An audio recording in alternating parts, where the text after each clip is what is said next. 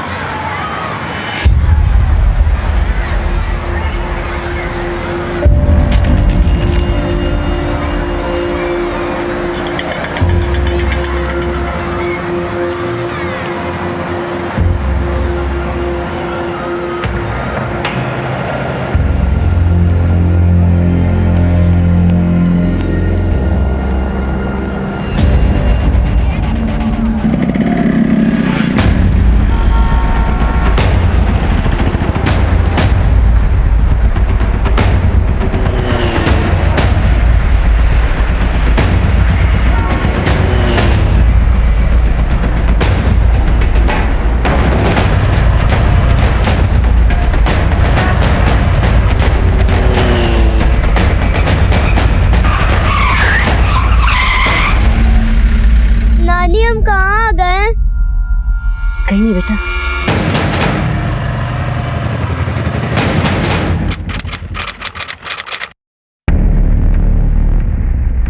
Sir, ये हमारी 5 साल की बेटी है, नेहा। आज सुबह ही स्कूल छोड़ के आए थे, लेकिन अभी तक घर नहीं लौटी है। आप नेहा को स्कूल सिर्फ छोड़ने जाते हैं, लेने नहीं? नहीं सर, लाने का जिम्मा हमारा है। लेकिन हम मार्केट गए थे खरीदारी करने। स्कूल पहुंचने में थोड़ा लेट हो गया सर। स्कूल पहुंचे तो टीचर बोली कि नेहा को तो आपकी माँ कब के घर लेके चली गई। क्या?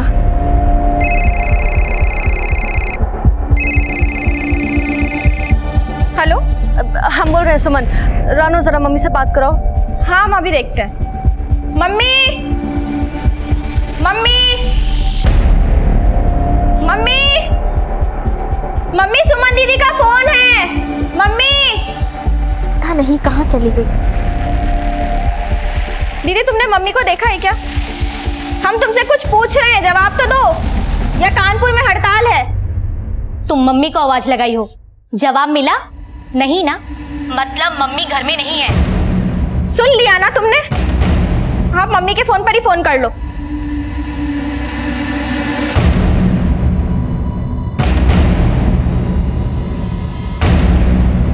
आस पड़ोस में हर जगह पूछ लिया, लेकिन ना तो मम्मी और नेहा अपने घर गई और ना हमारे घर आई। सबसे पहले तो तुम हमको ये बताओ कि जब उनको नेहा से इतना दिक्कत है तो इतनी ममता कहाँ से उमड़ आई कि चली गई स्कूल लाने के लिए उसको? दिक्कत? क्या मतलब? अरे सर, क्या बताएं, वो हमारी सास है ना, कामिनी शुक्ला।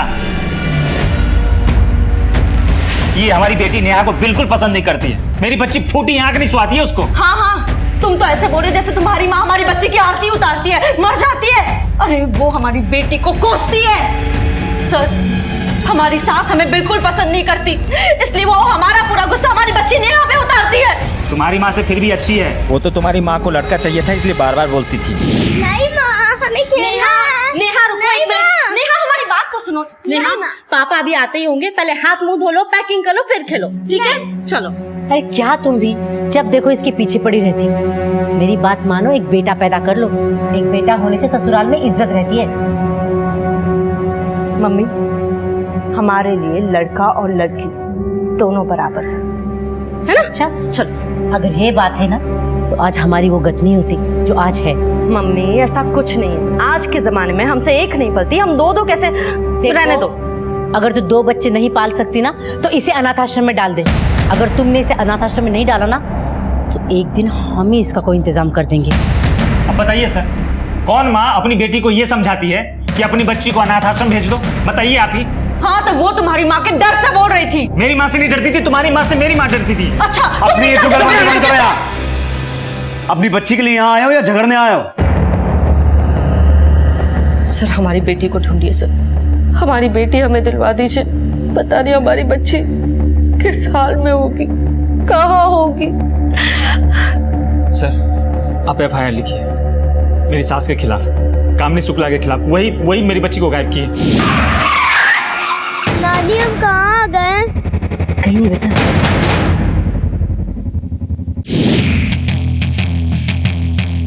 नेहा और कामिनी जी का फोटो, कामिनी जी के कार डिटेल्स और उनका फ़ोन नंबर बाहर लिखवा दीजिए। हम तहकीकात शुरू करते हैं। अगर कुछ पता चलेगा तो आपको इत्तला करेंगे। जी सर।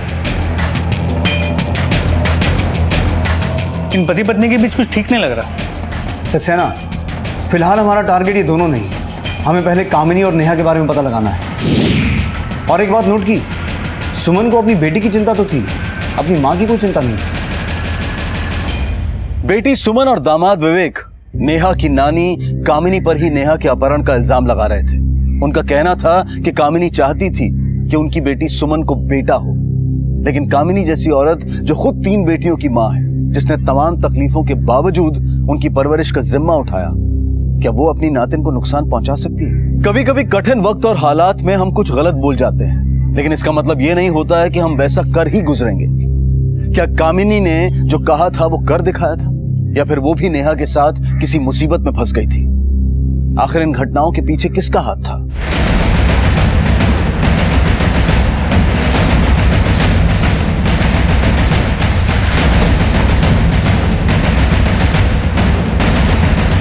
सुनिए, जी सर। घर के सभी सदस्यों को बाहर बुलाइए। क्या हुआ है सर? आप बुलाइए तो। जी। रानो, पापा।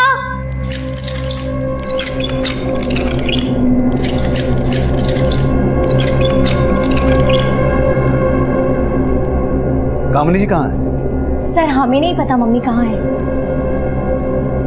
हमें भी नहीं पता, हम भी हैरान। सर हमें भी नहीं मालूम मम्मी कहाँ है और कब गई है। सुमन दीदी का भी कॉल आया था तो हमने उन्हें भी बता दिया है। आपकी दीदी सुमन और उनके पति विवेक ने ही FIR दर्ज करवाई है कि आपकी मम्मी कामिनी ने नेहा को किडनैप किया है। आप FIR लिखिए कामनी शुक्ला के खिलाफ। वही मेरी बच्ची को गायब की है। नहीं सर, मम्मी नेहा का किडनैप क्यों करेंगी? तो फिर आपकी मम्मी है कहाँ?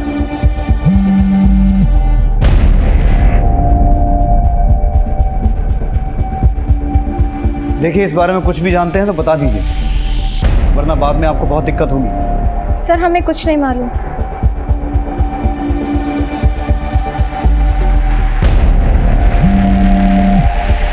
ताज्जुब की बात है, घर का एक सदस्य गायब हो गया और जैसे किसी को कोई फर्क ही नहीं पड़ा। किसी के चेहरे पर शिकन तक दिखाई नहीं दी। ऐसा लग रहा था कामिनी का गायब होना इनके लिए काम बात है। ये भी तो मुमकिन है कि परिवार वाले कुछ बताना ही नहीं चाहते, इसलिए किसी ने रिएक्ट नहीं किया। सक्सेना, तब तो रिएक्शन और लाउड आना चाहिए था। मुझे लगता है ये लोग कुछ नहीं, बहुत कुछ छुपा रहे हैं। कामिनी के फोन की लास्ट लोकेशन पता करो। स्कूल से निकलने वाले हर रास्ते पे पूछताछ करो कि वो गाड़ी लेके कहाँ जा सकती है। सर, हम सबकी ये चाहत होती है, कोशिश होती है कि हमारा परिवार प्यार और विश्वास के धागों से बंधा हो, एक दूसरे के लिए फिक्र हो। तो फिर ऐसा क्या हो जाता है कि शुक्ला परिवार की तरह हमारे रिश्तों में भी कड़वाहट, खटास और नफरत आ जाती है। एक ही घर में रहने वाले लोग या तो अजनबी बन जाते हैं या फिर दुश्मन। जिस घर में ऐसा घुटन भरा माहौल हो, वहां बच्चे खुलकर कैसे जी सकते हैं? उन्हें कैसे संस्कार, कैसी परवरिश, कैसा वर्तमान और भविष्य मिल सकता है? जाने अनजाने में किसी और की गलती की सजा ये निर्दोष पा जाते हैं।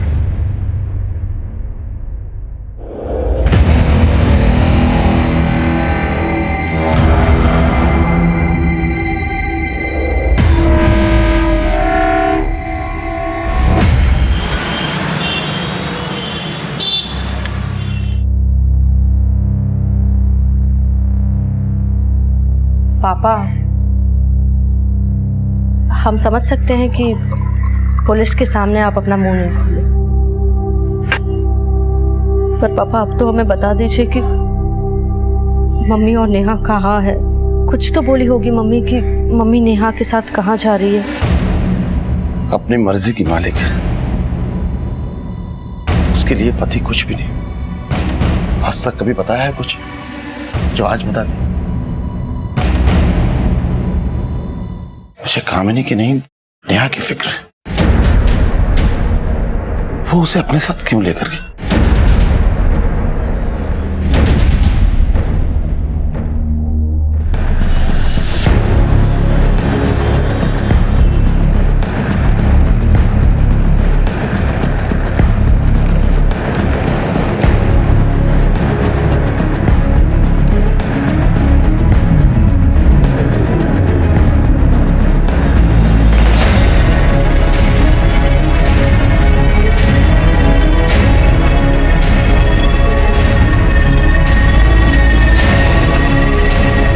हेलो,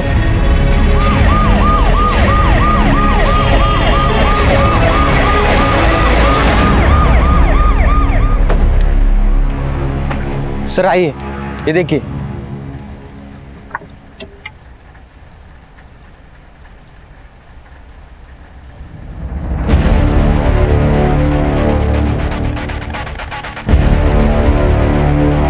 गाड़ी में से कुछ मिला? ये मिला सर।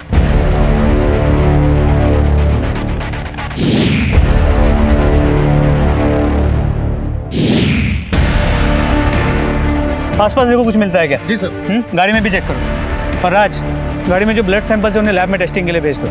और कामिनी और नेहा दोनों के घर से ब्लड सैंपल लो डीएनए मैचिंग के लिए। देखते हैं कौन कामिनी का है, नेहा का है और किसी का। जी सर।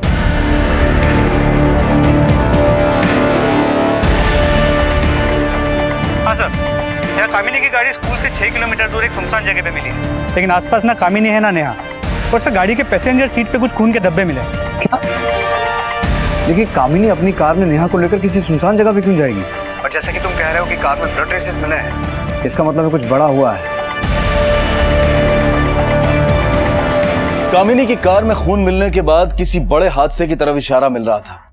क्या हुआ था कामिनी के साथ? वो नेहा को लेकर कहां गायब हुई थी? वो अपनी ही बेटी सुमन की गृहस्थी को दांव पर लगाकर क्या साबित करना चाहती थी? क्या बेटी और बेटे के बीच के फर्क ने उसे इतना मजबूर कर दिया था कि उसने जानबूझकर ऐसा कदम उठाया था?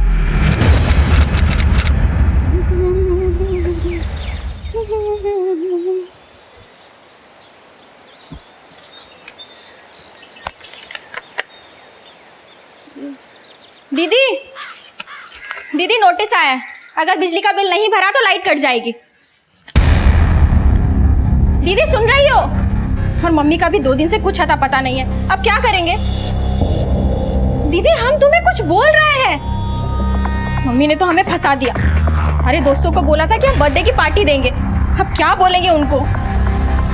यहाँ घर की बिजली कट होने की नौबत आ गई है, बाई भी काम छोड़ के चली गई है, पर तुम हो कि तुम्हें तो पार्टी देने की पड़ी है। अरे कौन एलिजाबेथ की औलाद हो तुम कि पार्टी नहीं दोगी तो तुम्हारी शान में धब्बा लग जाएगा? हाँ ही बड़ी पार्टी देने वाली। दीदी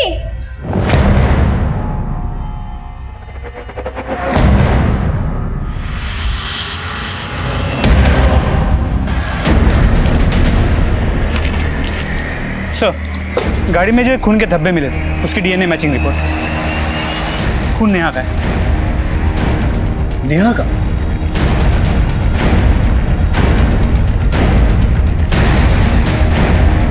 सुमन और विवेक को इन्फॉर्म कर दो कि कार में से जो खून मिला था वो उनकी बच्ची का है। ओके सर, ये केस अब बिल्कुल क्लियर हो गया है। कामिनी नेहा को पसंद नहीं करती थी, उसे सुमन से दूर करना चाहती थी। अगर तुमने इसे अनाथ आश्रम में नहीं रखा ना तो एक दिन हम ही इसका कोई इंतजाम कर देंगे। इसलिए कामिनी ने नेहा को स्कूल से पिक किया, एक सुनसान जगह पे ले गई, उसे मार दिया और खुद फरार हो गई। नानी हम कहाँ आ गए? कहीं नहीं बेटा।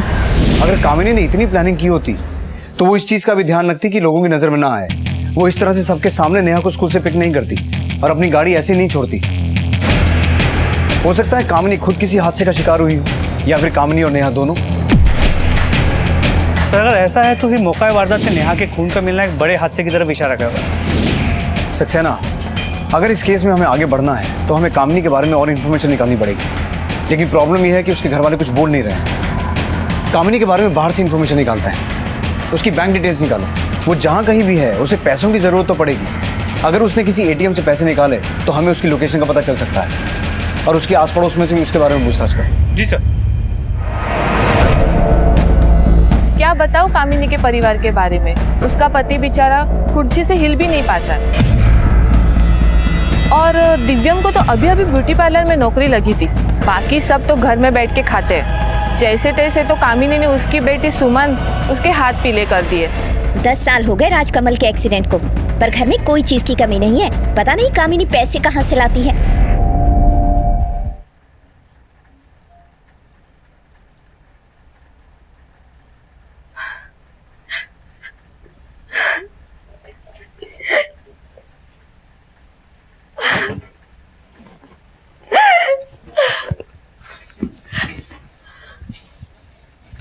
इतना प्यार मत दिखाओ अपने बच्ची के लिए।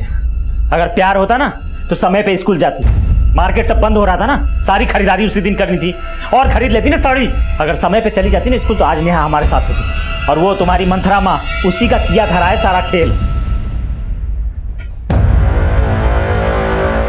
ये तुम्हारा भी तो खेल हो सकता है। अगर तूने इसे अनाथ आश्रम में नहीं डाला तो मैं ही इसका कोई इंतजाम कर दूंगी। दामाद जी, आप कब आए? जब आप अपने माँ होने का फर्ज निभा रही थी ना और नेहा को अनाथ आश्रम भेजने का जो मास्टर प्लान बता रही थी तब।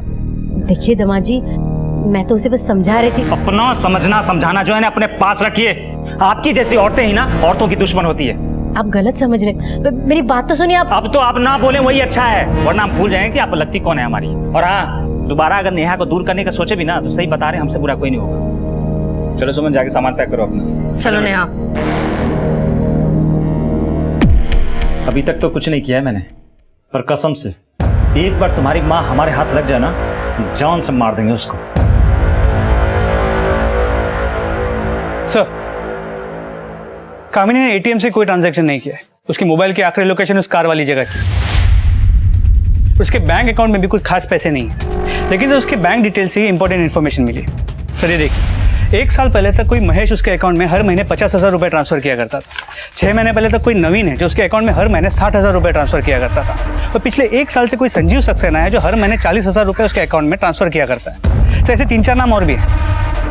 कामिनी कोई काम नहीं करती है, फिर भी घर की हालत ठीक ठाक है, गाड़ी भी मेंटेन की हुई है। मुझे लगता है स्टेटस मेंटेन करने के लिए उसने कोई दूसरा ही रास्ता ढूंढ रखा है। जी सर, पड़ोसियों के मुताबिक भी कामिनी का कैरेक्टर अच्छा नहीं है। राजकमल पिछले 10 साल से व्हीलचेयर पर है, घर में कोई कमाने वाला भी नहीं, फिर भी उनका घर ठीक ठाक चल रहा है। सक्सेना, ये संजीव, नवीन, महेश जितने भी हैं सबकी डिटेल्स निकालो। हो सकता है कामिनी ने इनमें से किसी से कांटेक्ट करने की कोशिश की हो, और कामिनी और नेहा इन दोनों की फोटो हर पुलिस स्टेशन में भिजवाओ और इन दोनों की फोटो अखबार में भी छपवाना। जी सर।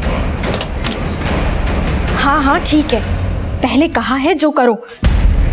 देखो, हम ज्यादा बात नहीं कर सकते। अगर कोई सुन लेगा ना तो आफत आ जाएगी कि ये किराए पे पानी फिर जाएगा वो अलग। हम फोन रख रहे हैं अभी, बाय। केस की संजीदगी को देखते हुए पुलिस ने कामिनी और नेहा की खोज में कोई कसर नहीं छोड़ी और जगह जगह उनके पोस्टर लगवा दिए।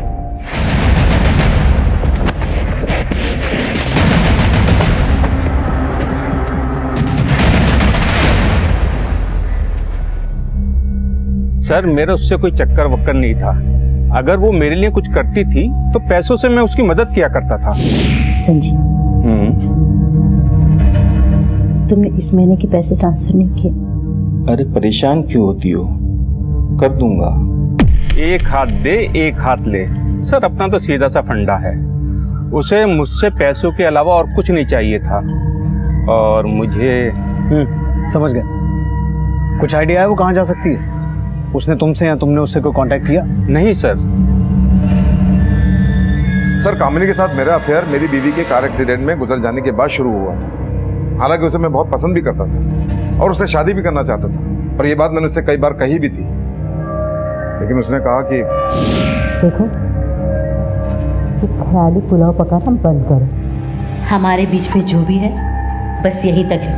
ये प्यार व्यार ना सारा झूठ चक्कर है और मुझ पर बहुत सारी जिम्मेदारियां हैं। मैं ये जो सब कुछ कर रही हूँ ना अपने घर वालों के लिए कर रही हूँ। तो लेकिन कामिनी, मैं तुमसे बहुत प्यार करता हूँ और मैं तुमसे शादी करना चाहता हूँ। सेंटिमेंटल होने की कोई जरूरत नहीं है। वैसे भी इस उम्र में शादी करने का मेरा कोई शौक नहीं है और ना ही कोई ख्वाहिश। अरे लेकिन इसमें बुराई क्या है?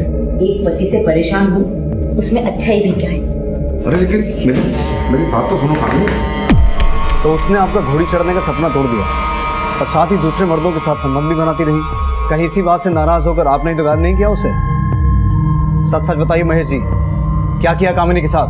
मैं उसकी मर्जी का सम्मान करता था और उसकी मजबूरी को समझता भी था। मैं उसे गायब करने या उसे नुकसान पहुंचाने के बारे में तो सोच भी नहीं सकता।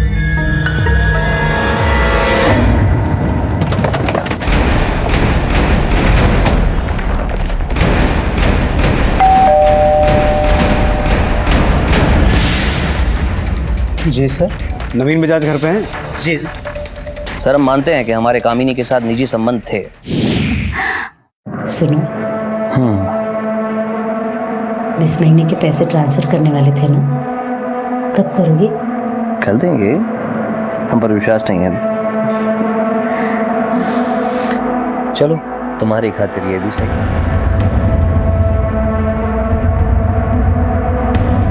पूरे 60,000। अब खुश? लेकिन इस बात को बहुत जमाना हो गया, एक वक्त हो गया। और वैसे भी कामनी 3 जवान बेटियों की माँ थी।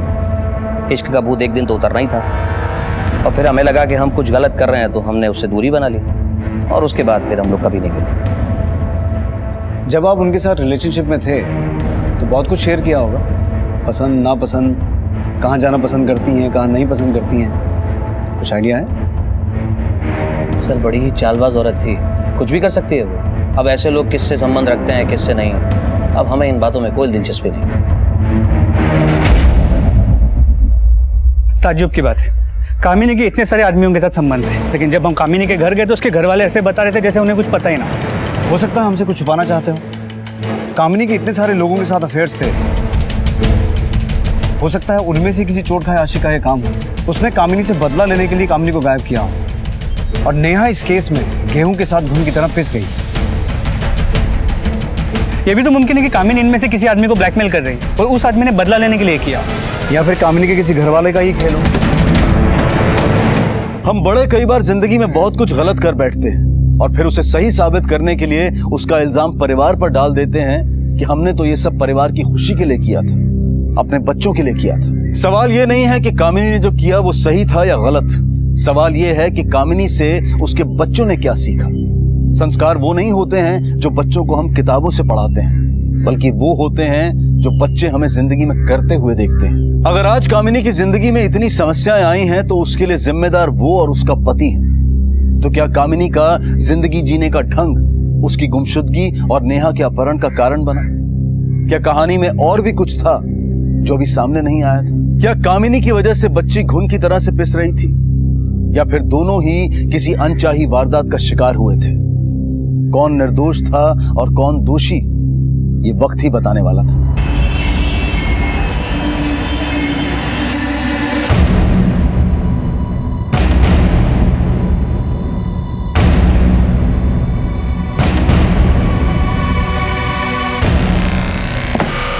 हाँ ठीक है, तुम फोन रखो, हम पहुंच रहे हैं। ठीक है, बाय। आप अच्छी तरह से जानते हैं कि आपकी पत्नी क्या काम करती है, कहां से इतने पैसे लाती है। इस बारे में हम क्या कहते? कोई इज्जत की बात तो नहीं थी। वैसे कितने लोगों के साथ संबंध थे उनके? सर एक के साथ हो तो बताएं, यहाँ तो अनगिनत हैं। अभी कहाँ हो सकती हैं वो? सर हमें क्या पता कहाँ हो सकती हैं और किसके साथ हो सकती हैं। एक ही छत के नीचे रहकर काफी अनजान रहते हैं आप एक दूसरे से। तुम्हारी छोटी बहन कहाँ है, मुझसे बुलाओ। मैंने पूछा तुम्हारी छोटी बहन कहाँ है? सर वो घर पर नहीं है, भाग गई है। मैंने इतनी मेहनत से जो भी पैसा कमाया था वो भी लेकर भाग गई है। कितने पैसे थे? सर पूरे 25,000। सक्सेना, रानू की फोटो और मोबाइल नंबर ले लो इनसे। सर मम्मी पापा के पास जाना, लेके चल लो आंटी। देखो बेटा, अगर आपने दवाई नहीं खाई तो नानी आके गुस्सा करेंगी कि आपने दवाई नहीं खाई। चलो पहले आप दवाई खा लो। नहीं खाऊंगी मैं दवाई, आप हमेशा झूठ बोलती हो मुझे। आप दवाई नहीं खाएंगी तो आपकी चोट कैसे ठीक होगी? खा लो। नहीं खानी मुझे दवाई। अगर आपने दवाई खा ली तो आपको आइसक्रीम खिलाऊंगी। ठीक है? नहीं, मैं सिर्फ अपने मम्मी पापा के साथ ही खाती हूँ। कहाँ है मम्मी जो उनके पास जाना है? आपके पापा का फोन आया था, अब वो जैसे ही आएंगे तो हम चलेंगे, ठीक है? आप ये दवाई खा लो।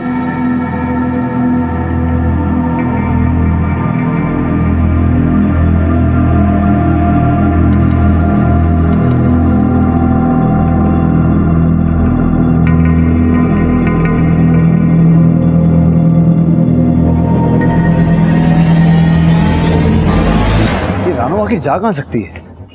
कहीं कामिनी और रानो को कोई प्लान तो नहीं था और मौका पाते ही रानो फरार हो गई। सक्सेना, 26 अक्टूबर का इस पूरे परिवार का कॉल रिकॉर्ड निकालो। पता करो शाम को 4 बजे के आसपास जब कामिनी और नेहा गायब हुए थे ये सब कहाँ थे, और रानो का फोटो सर्कुलेट करवाओ।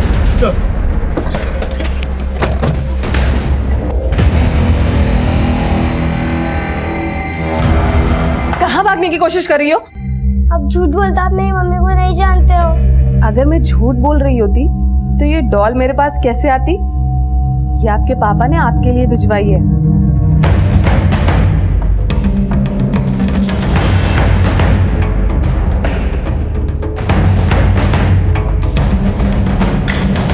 ये तो एंजेलिका है।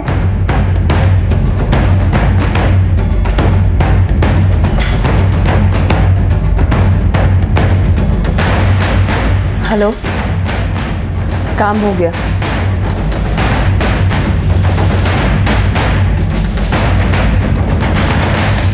सर, कामिनी शुक्ला के फैमिली में से किसी की भी मोबाइल की लोकेशन 26 अक्टूबर को क्राइम सीन की नहीं है, और उसका पति राजकमल तो मोबाइल फोन यूज भी नहीं करता। तो हो सकता है कि कामिनी खुद भाग गई हो, लेकिन वो भागेगी क्यों और अपनी नातिन को लेके क्यों जाएगी? लेकिन कामिनी की कार में से नेहा का खून मिला है, इसका मतलब है कुछ तो हुआ है। अब या तो कामिनी और नेहा दोनों के साथ कुछ हुआ है, या फिर नेहा के साथ कामिनी ने ही कुछ किया है। पर क्या वाकई एक औरत अपनी नातिन से इतनी नफरत कर सकती है कि उसका खून कर दे, वो भी बिना वजह? रानो के कॉल डिटेल्स आए? सर, जल्दी आ जाएंगे।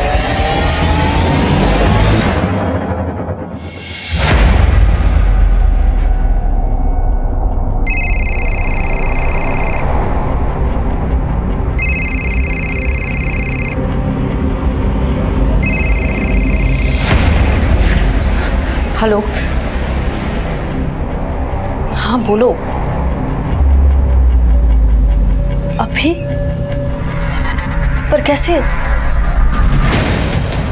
अच्छा ठीक है, चलो हम अभी आते हैं।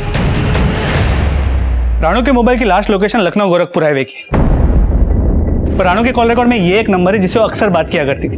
ये नंबर फेक आईडी पे रजिस्टर्ड है, पर इस नंबर की अभी की लोकेशन हाईवे की है। हो सकता है नंबर कामिनी यूज कर रही हो, और ये सारी प्लानिंग कामिनी और रानो की हो। कामिनी ने रानो को फोन किया और रानो घर से पैसे चुराकर कामिनी के पास पहुंची हो। सक्सेना, अगर ये थ्योरी सही है तो उनके शहर छोड़ने से पहले हमें उन्हें पकड़ना होगा। लेकिन वो नेहा को अपने साथ क्यों ले जाएंगे और उसके साथ करना क्या चाहते होंगे? अब इसका जवाब तो रानो या कामिनी दे सकता है।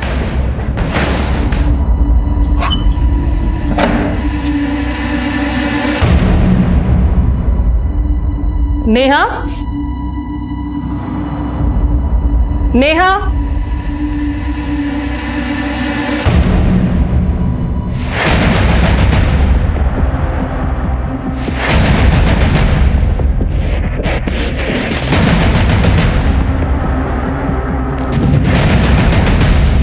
नेहा, हेलो। हमसे नहीं होगा, हमने बहुत कोशिश कर ली।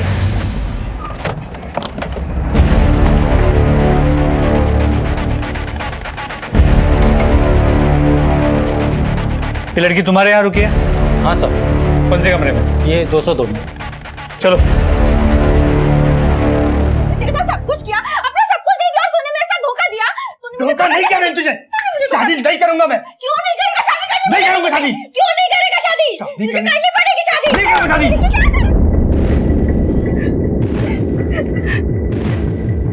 हाँ सर, हमारा इससे अफेयर था, लेकिन सर सिर्फ टाइम पास। ये हमारे पीछे पड़ी थी, हम इसके पीछे नहीं पड़े थे, और फिर गले पड़ने लगी हमारे। सर हम इससे बचने लगे तो इसने हमें बताया कि इसने हमारा एमएमएस बनाया है। ये देखिए सर,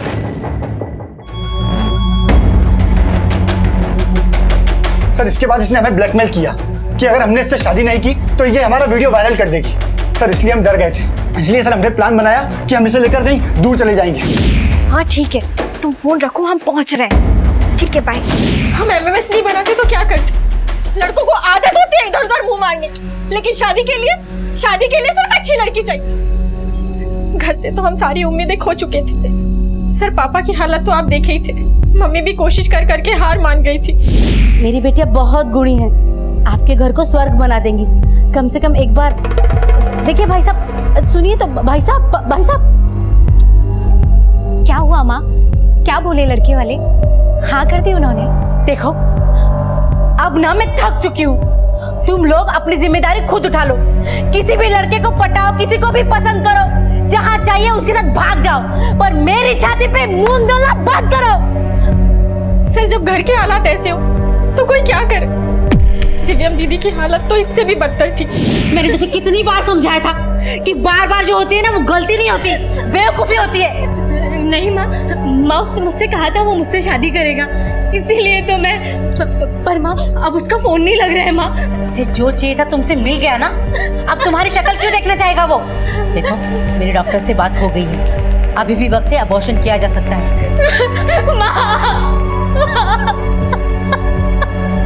दिव्यम दीदी तो इतनी दुखी हो गई थी कि उन्होंने सुसाइड तक करने की कोशिश की, लेकिन अब वो शादी ही नहीं करना चाहती। और सुमन दी तो अपना घर बसाकर आराम से रह रही है। बचे हम क्या करते? सो हमें यही रास्ता सूझा, इसलिए हम यही करे सर। तुम्हारी माँ और नेहा कहाँ हैं? सर हमें माँ और नेहा के बारे में कुछ नहीं पता, हम तो विकी के साथ भागकर शादी करने के लिए निकले थे। कामिनी और नेहा की अब तक कोई खबर नहीं थी और ना ही कोई सुराग मिल रहा था। पुलिस की तमाम कोशिशें नाकाम साबित हो रही थी और केस और ज्यादा उलझनों में धंस गया था।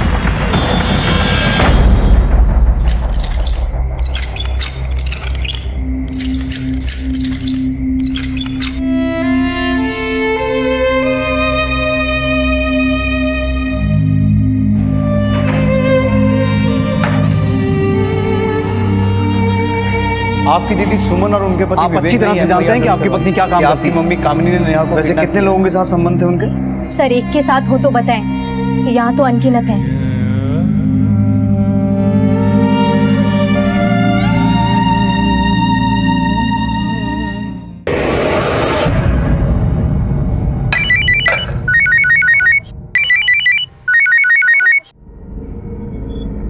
हेलो, बच्ची को मार दो? नहीं, मैं उसे नहीं मार सकती। नहीं, तुम मत आना, मैं करती हूँ।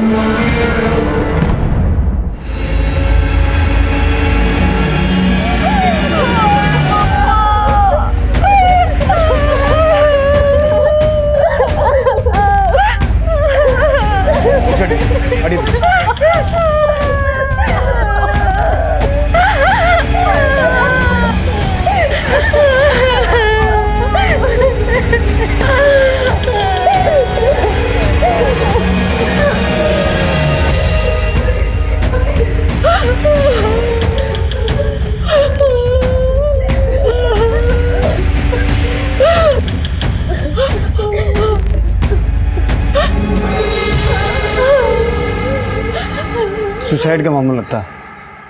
बॉडी को पोस्टमार्टम के लिए भेजाओ। सर पूरे घर की तलाशी लो। जी सर। सर जब हम काम से घर लौटे तो देखा कि पापा यहाँ पड़े हैं और पापा की बेड पे ये अखबार और ये चिट्ठी रखी थी।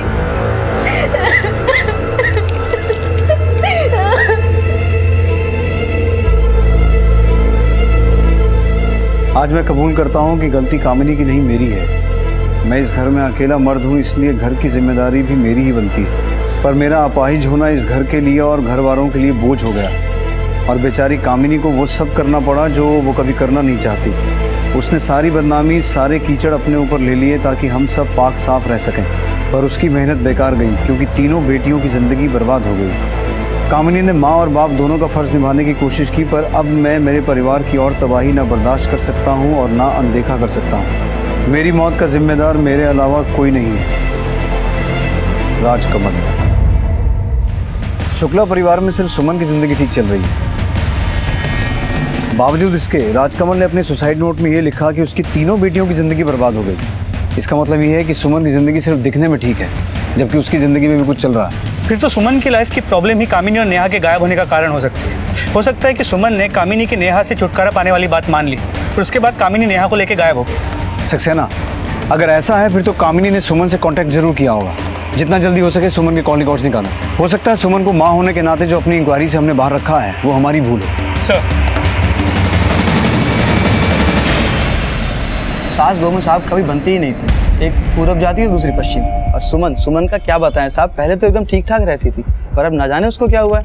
हीरोइन की तरह चमक धमक के इधर उधर घूमती रहती है सब। सुमन की सास जमुना अपनी पोती नेहा को पसंद नहीं करती थी। जमुना मौसी जो थी वो पोते की आस लगाए बैठी थी, अब वो तो उनको मिला नहीं, और सुमन से भी कुछ खासा जमता नहीं था उनका, छुटकारा चाहती थी। कामिनी और नेहा के गायब होने से काफी खुशी मिली होगी आपको।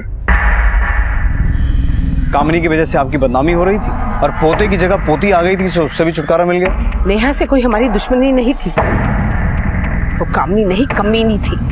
जब से उसकी बिटिया हमारे घर में ब्याह के आई है ना, मोहल्ले में गज भर लंबी जबान निकल आई है लोगों की। सुमन के घर वालों की बदचलने की वजह से हम भी बदनाम हो गए हैं, जीना मुश्किल हो गया है हमारा। और इसी वजह से आपने उन दोनों की जान ले ली। नहीं साहब, अगर इस हादसे में आपका जरा सा भी हाथ हुआ ना, तो याद रखिएगा आपकी बदनामी जेल तक आपके साथ जाएगी।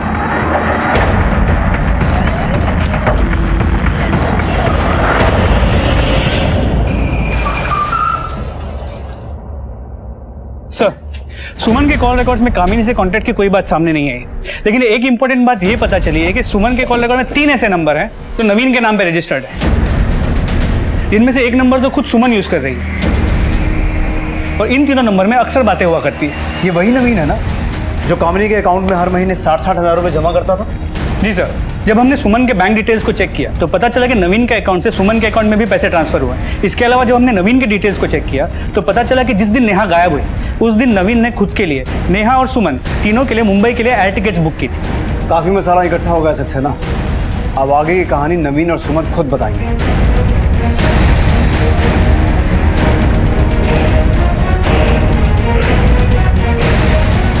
ये रहे तुम्हारे कॉल रिकॉर्ड्स और बैंक डिटेल्स।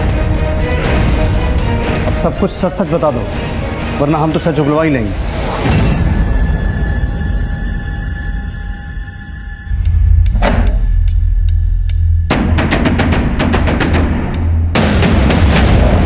विवेक के पास बहुत पैसा है, ये सोचकर हमने उससे शादी कर ली। लेकिन सर, जब भी कोई जरूरत की चीज मांगो तो वो कहता है कि बजट नहीं है। सर, जो इंसान जरूरत से पहले बजट देखे वो हमारी इच्छाएं क्या पूरी करेगा। सर, जब हमारा अफेयर कामिनी से चल रहा था उसी दौरान हमें सुमन से प्यार हो गया। कामिनी हम दोनों को करीब आने नहीं देना चाहती थी। वो हमेशा चाहती थी कि सुमन किसी भी तरह मेरे चंगुल में ना पड़े, और इसी दौरान उसने आनंद फानन में एक लड़का ढूंढा और सुमन की शादी कर दी। फिर मैंने भी उसके बाद कामिनी से कोई रिश्ता नहीं रखा, सब खत्म कर दिया।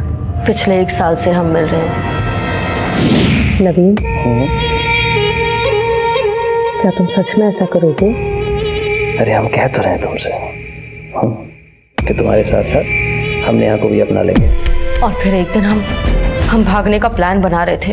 देखिए, आपका, नेहा का और हमारा, हम तीनों के टिकट्स बुक हो चुके हैं। हम बहुत जल्दी लखनऊ से शिफ्ट हो रहे हैं। सब सुन लिया है हमने। कितनी बार समझाया तुम्हें कि मेरी बेटी से दूर रहो। मोहब्बत सिर्फ हमने अकेले ने नहीं की है, ये हम दोनों का फैसला है। ये अगर इसमें इतनी बुद्धि होती ना तो अपनी बसी बसाई घर से नहीं उजाड़ती। तुम तो सलाह ना ही दो तो ही अच्छा है। हम अच्छे से जानते हैं कि तुमने अपनी जिंदगी में क्या क्या किया है। मैं भी देखती हूँ कि तुम दोनों यहाँ से कैसे जाती हो। सर, प्लान के मुताबिक सुमन को नेहा को स्कूल से लेने जाना था। किसी कारण से सुमन लेट हो गई और उससे पहले कामिनी नेहा को लेकर स्कूल से चली गई। मम्मी नेहा को कहाँ लेकर गई, उसके साथ क्या किया, हमें कुछ। खुद कामिनी के साथ क्या हुआ हमें इस बारे में कुछ भी नहीं खबर। ठीक है, फिलहाल तुम दोनों जा सकते हो, लेकिन जब तक ये केस सॉल्व नहीं हो जाता भागने की सोचना भी मत।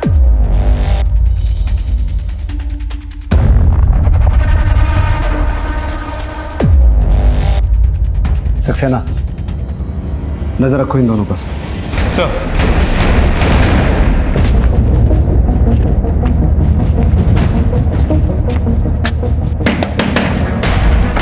जाओ बेटा जल्दी।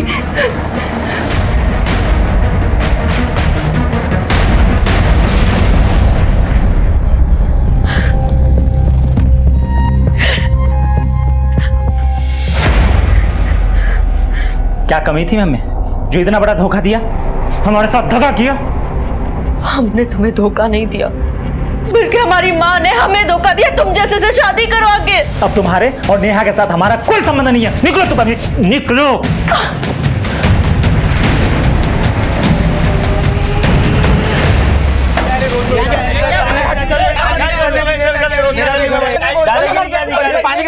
बंद करो सब। अरे वो दरोगा जी, ओ दरोगा जी, वो लड़की को क्या हो गया? क्या हो गया? वो लड़की को तो बच्ची गिर गई, बच्ची गिर गई। अरे कोई पानी लाओ, पानी जल्दी पानी लाओ। क्या बेटा? नेहा, बेटा तुम्हारी नानी कहाँ है? वो उस दिन तुम स्कूल से लेने आई थी ना, उसके बाद क्या हुआ था? हम दोनों जा रहे थे तो बाइक वाले अंकल आके और मैं बेहोश हो गई थी।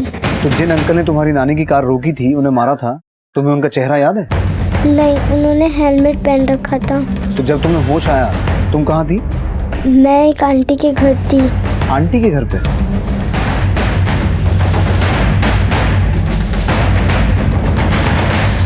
सर बच्ची मुझे यहाँ पे बेहोश पड़ी मिली। नेहा, बेटा तुम यहाँ कैसे पहुंचे? वहाँ पे जंगल में से। और तुम जंगल में कैसे पहुंचे? वहाँ बस एक ही घर है।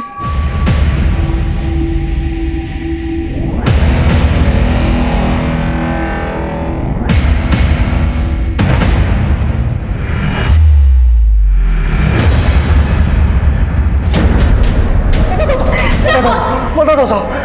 बोल। मैं नेहा को उठाने गया था साहब, लेकिन जब मैं स्कूल पहुंचा तो मैंने देखा कि कामनी नेहा को अपने साथ एक कार में जा रही थी। मैंने उसका पीछा किया, उसने कार एक सुनसान जगह में रोक दी साहब। वो नेहा को छोड़ नहीं रही साहब।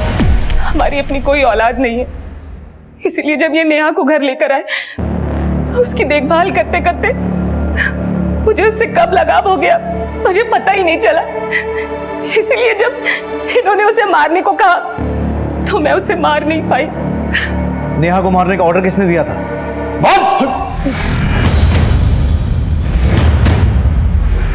सर, हम सुमन को बहुत प्यार करते हैं, लेकिन उसकी बच्ची को नहीं अपनाना चाहते थे। लेकिन एक सुमन है कि बिना बच्ची के हमारे पास आना ही नहीं चाहती थी, इसलिए फिर हमने रमन को बेचा कि उसकी बच्ची को किडनैप करे और मार दे। नवीन,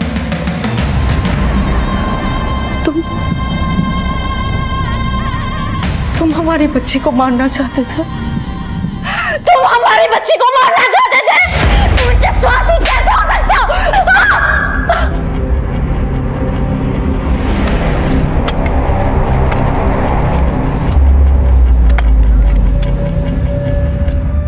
बतौर माता पिता जब भी कोई फैसला लें तो सिर्फ उसके अच्छे के बारे में नहीं बल्कि बुरे प्रभाव के बारे में भी सोचें, क्योंकि बच्चे माता पिता की परछाई होते हैं और ये माता पिता पर ही निर्भर करता है कि वो परछाई उज्जवल होगी या फिर स्याह। देखते हैं हमारे आज के एपिसोड की दूसरी कहानी।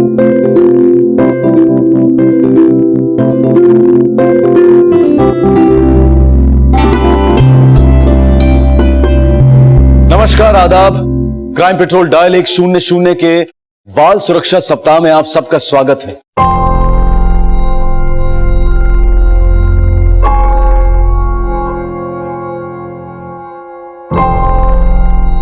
चलो बच्चों, सब लोग पेज नंबर 137 खोलो।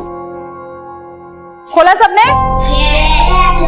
रिया, रिया, पेज नंबर 137 ओपन करो।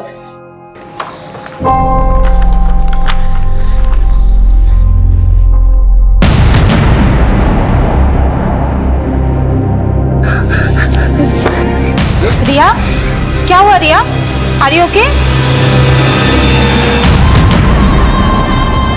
हम सिर्फ अपने बच्चों के शारीरिक जख्म देखते हैं, लेकिन हमें उनके मानसिक जख्मों को भी देखना और समझना होगा। अगर कोई हमसे यह पूछे कि आप अपने बच्चों के बारे में कितना जानते हैं, तो हम सबका जवाब यही होगा, सब कुछ। लेकिन सिर्फ जानना ही काफी नहीं है, उन्हें समझना भी बहुत जरूरी है। कभी कभी सब कुछ जानते हुए भी उनके अंदर चल रहे तूफान को ना समझ पाने से कोई बड़ा हादसा हो सकता है, जो उनके साथ साथ हमारी जिंदगी को भी बदल कर या बिखेर कर रख सकता है। आज देखते हैं बच्चों को जानने और समझने के बीच के फर्क को दर्शाती जुर्म की एक अनोखी दास्तां।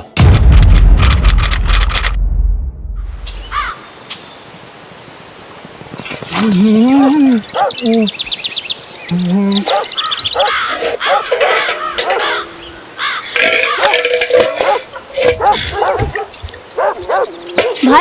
तुमने हमारी साइकिल का हैंडल तोड़ दिया, अब तुम ही ठीक करो वरना हम जा रहे हैं शिकायत करने तुम्हारी बाबूजी के पास। क्या बोला बे?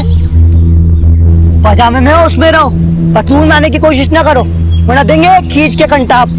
और क्या बाबूजी बाबूजी लगा रखा है? बाबूजी ने हमें छुआ भी ना तो तुम्हारी जान ले लेंगे हम। चलो जाए ऐसे।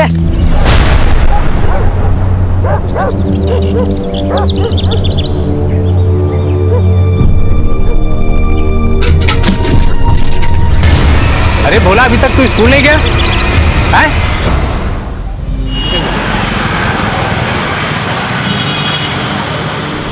अच्छा माँ, मैं ऑफिस जा रहा हूँ।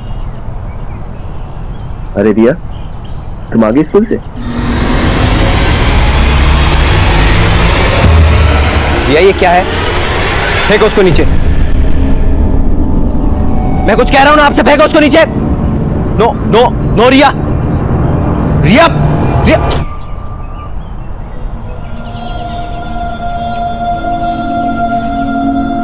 यप, क्या बदतमीजी है रिया ये? हाँ रिया, मैं सच में तंग आ गया हूं तुम्हारी हरकतों से। बहुत हो गया अभी। अगर दोबारा ऐसी हरकत की ना तो मैं तुम्हें। छोड़ दो उसे, बच्ची है और बच्चे तो शरारत करते ही। माँ, आप बीच में मत पड़ो। और ये कोई शरारती नहीं है, बदतमीज होती जा रही है। हाँ, क्यों किया तुमने ये? अब से तुम्हारी हर बदतमीजी पे तुम्हें सजा मिलेगी। चलो चुपचाप। माँ, ये रिया की हिम्मत ना दिन पे दिन बढ़ती जा रही है। आज गाड़ी पे कीचड़ फेंका है, कल मुझ पे कीचड़ फेंकेगी। लोग पूछेंगे तो मैं क्या कहूंगा?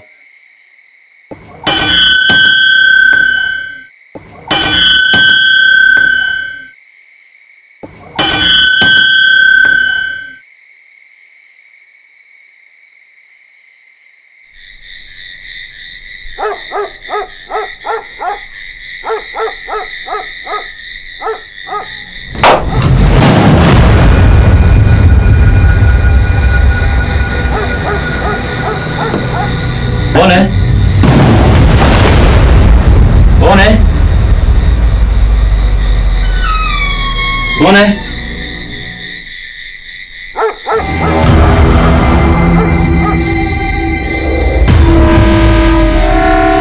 मास्टर जी, आपने हड्डी फेंकने वाले को देखा था? शक्ल तो देख ना पाए हम, अंधेरा बहुत था ना। चेतन, इस बोन को फॉरेंसिक भेजो और इस गांव में जितने भी लोग लापता हुए हैं सबकी एक लिस्ट निकालो। और किसी को इस बात का अंदाजा नहीं था कि किसने किया था और क्यों, और ये मरने वाले कौन थे। दूसरी तरफ कानपुर में एक बच्ची है रिया, आखिर उसके साथ ऐसा क्या हुआ है जो वो इस कदर डरी हुई है?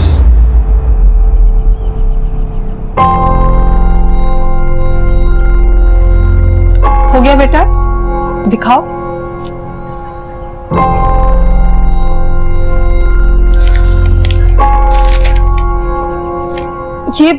ये क्या किया है बेटा आपने? क्यों किया ये? बोलो बेटा, क्यों सारी बुक खराब कर दी आपने? प्रेरणा आंटी ने मुझे आपकी बुक दिखाई। क्या है रिया ये सब? क्यों किया तुमने ये? पढ़ाई में मन लगाने के बजाय तुम अपनी बुक्स की ये हालत कर रही हो।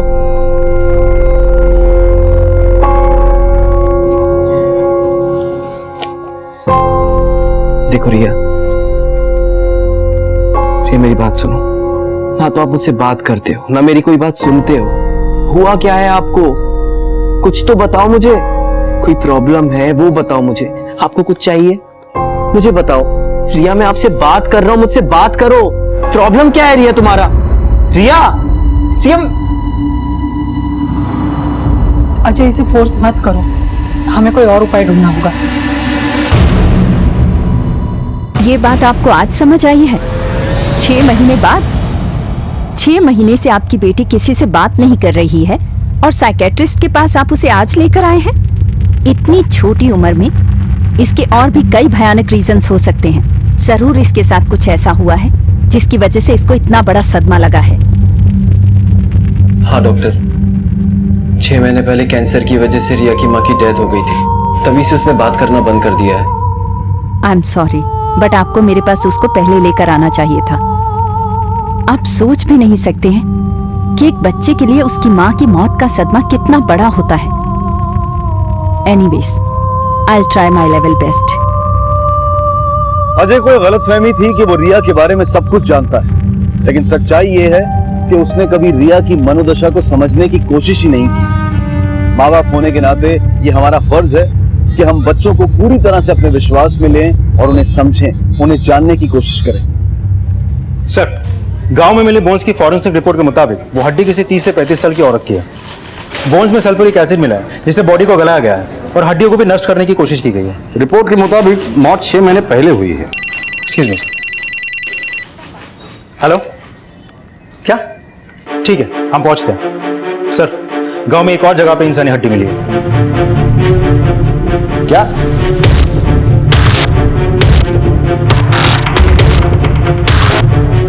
बेटा, ये हड्डियां कहाँ मिली थी तुम्हें? स्कूल जा रहा था, रास्ते में पड़ी हुई थी। कहाँ गाड़ के रखी हड्डी? सर, वो खेत में यहीं पे गाड़े से खोदो। दोबारा ऐसी कोई भी चीज तुम्हें मिलेगी तो उसे जमीन में मत गाड़ना, पुलिस को इन्फॉर्म करो। जी सर। राजदीप, हड्डियों को फॉरेंसिक के लिए भेज दो और रिपोर्ट तुरंत मंगा लेना। सर। गगन, इस दुनिया में भूत प्रेत काला जादू ऐसी चीज है ही नहीं, ये सब अंधविश्वास है, समझे? हाँ सर।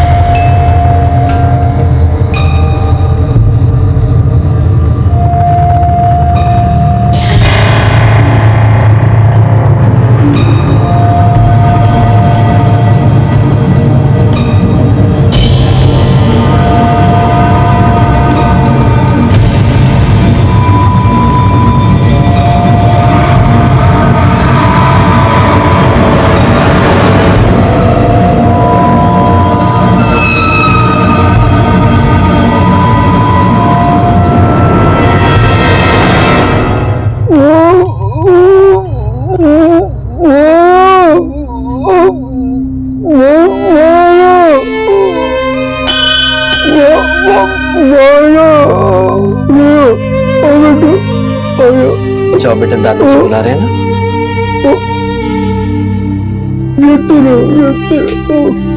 पढ़ाई पे ध्यान दो, पढ़ाई पे। चल, आ जाओ।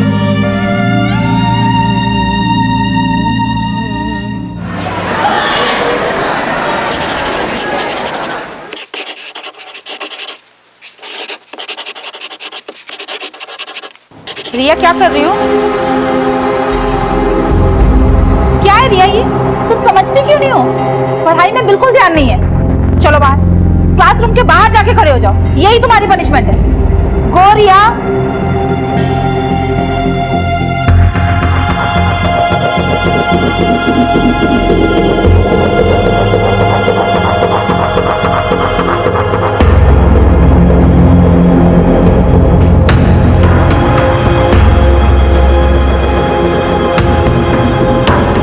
राष्ट्रीय हमारे स्कूल का कानपुर में सबसे बढ़िया रिजल्ट था।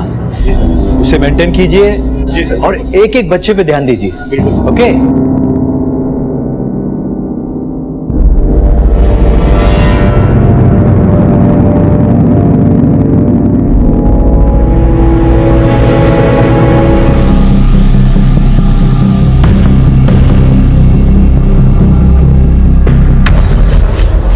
जी सर। सर, अपडेट करता हूं मैं आपको। चौबे, एक चाय बोलना।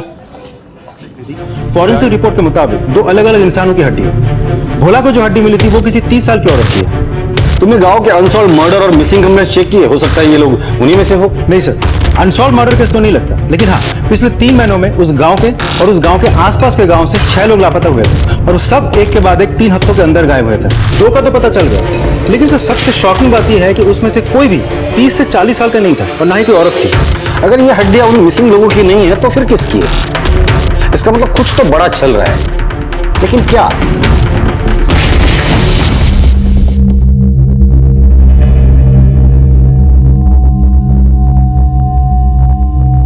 क्या बात कर रही है? क्लासरूम के बाहर से रिया कहाँ जा सकती है? आप जाके देखिए, स्कूल में ही होगी। सर वो दिख ही नहीं रही। मैंने तो बस उसे क्लासरूम के बाहर खड़े होने के लिए बोला था। सर मैंने पूरा स्कूल देख लिया, रिया कहीं भी नहीं मिली।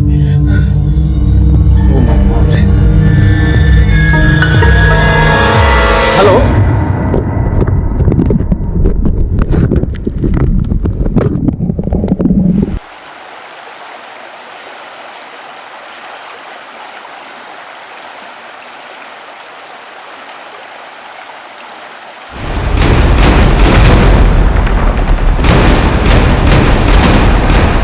जो कोई भी ये सब कर रहा है ना, उसने इंसान की कीमत गाजर मूली से भी कम लगाई है। नदीम।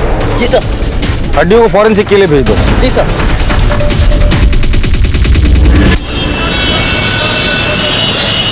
माँ बाप अपने बच्चों को आप पर भरोसा करके स्कूल भेजते हैं, तो ये आप इस तरह से मुंह लटका कर ना अपनी रिस्पॉन्सिबिलिटी से हाथ नहीं धो सकते। मुझे मेरी बेटी चाहिए, वरना ना मैं पूरे स्कूल को। देखिए, मैं माफी मांग चुका हूं आपसे। मैं मानता हूं हमारी गलती है। नहीं, गलती क्या है? गलती बोलने से क्या मेरी बच्ची वापस आ जाएगी? बच्ची का कुछ पता चला? नहीं सर।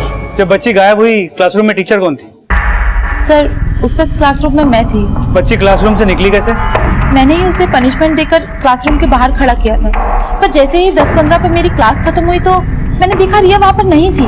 सर ये पहला ही केस है, आज तक हमारे स्कूल में ऐसा कभी नहीं हुआ। बहुत अच्छी रेपुटेशन है हमारी। केस पहला है या आखिरी, हम बाद में देखेंगे। इतना बड़ा स्कूल है, सीसीटीवी कैमरा तो होंगे ना? Yes sir. सुबह 10 बजे की बात की फुटेज दिखाइए। आइए सर।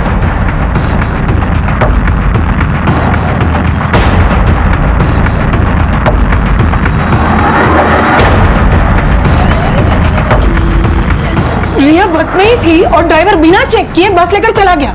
इतने लापरवाह कैसे हो सकते हो आप लोग? रिलैक्स, आप शांत हो जाइए, आपकी बच्ची मिल जाएगी। हमें इतना तो पता चल गया बच्ची स्कूल के बाहर निकली कैसे। सर एक्चुअली ये रिया की माँ नहीं है, ये हमारी फैमिली फ्रेंड है, बचपन से रिया को जानती है, इसे ट्यूशन भी पढ़ाती है। जब इसे पता चला कि रिया गायब है तो घबरा गई।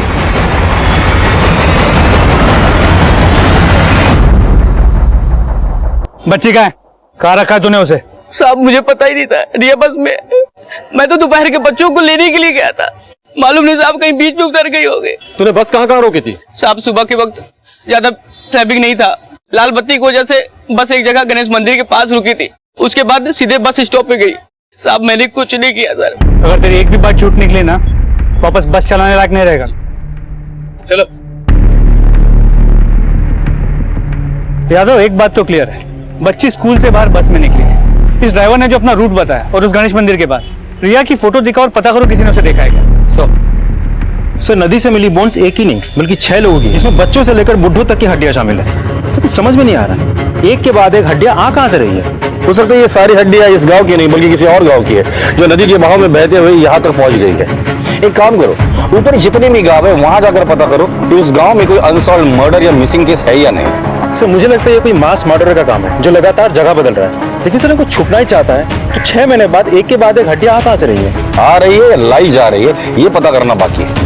हो सकता है ये किसी सीरियल किलर का काम है, और ऐसा भी हो सकता है कि हड्डियों के पीछे कोई बहुत बड़ा राज है जिसे हमें बाहर निकालना है। दूसरे शहर से एक स्पेशल ऑफिसर को अपॉइंट किया गया था। दूसरी तरफ 8 साल की मासूम रिया लापता हो गई थी। वो क्या चाहती थी, किससे बच रही थी, किससे भाग रही थी और क्यों भाग रही थी? आखिर वो अब तक कहां थी और किस हाल में थी?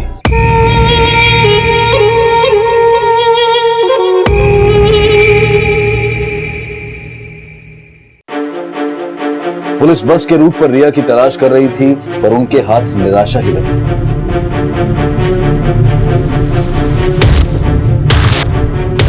सीसीटीवी फुटेज से ये बात तो क्लियर हो गई कि रिया स्कूल से अपनी मर्जी से निकली थी, लेकिन अगर वो स्कूल से निकल के घर नहीं पहुंची तो गई कहां? सर ऐसा भी तो हो सकता है कि रिया स्कूल के साथ साथ घर से ही भागना चाहती हो। पर क्यों? यादव को ऐसा तो नहीं कि रिया स्कूल में या घर में किसी से बचना चाहती है। इस रिया की छोटी से छोटी डिटेल निकाल, हर उस आदमी से पूछताछ करो जो उससे रेगुलर टच में था, उसके घर वाले, उसके पड़ोसी, स्कूल के टीचर्स, उसके दोस्त, हर आदमी से डिटेल में पूछताछ करो। ऐसा क्या हो सकता है कि एक 10 साल की लड़की घर छोड़ के जाना चाहती थी और उसके बाद दिन दहाड़े गायब हो जाती थी?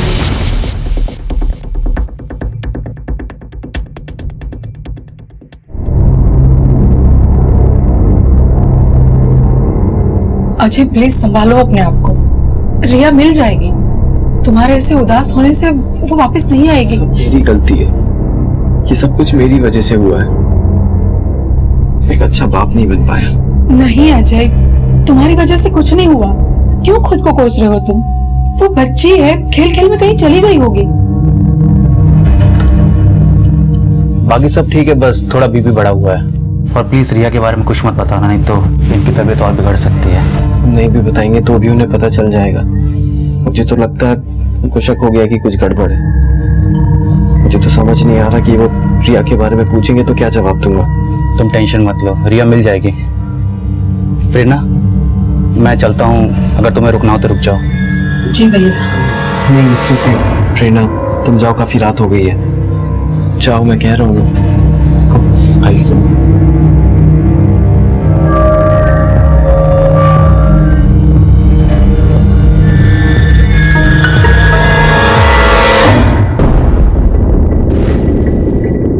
सर, इंक्वायरी में पता चला है कि पास के दायपुर गांव से 9 महीने पहले 4 लोग आए हुए थे। इसके बारे में अभी तक कोई खबर नहीं मिली। राजदीप, ये इत्तेफाक नहीं हो सकता। इन 4 लोगों के एड्रेसेस है सर। हाँ साहब, बाबूजी उस दिन अस्पताल गए थे, उसके बाद घर लौट के नहीं आए।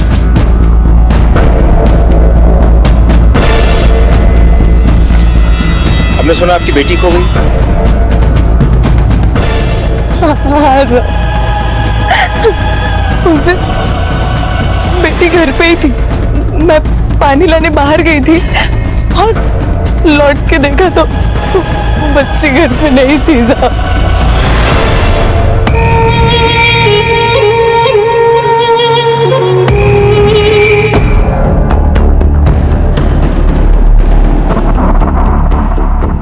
अंकल, रिया पहले बहुत बात करती थी, आजकल किसी से बात नहीं करती।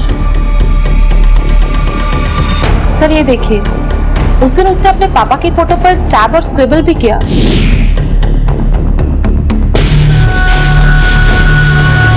ये क्या कर रहे हैं आप?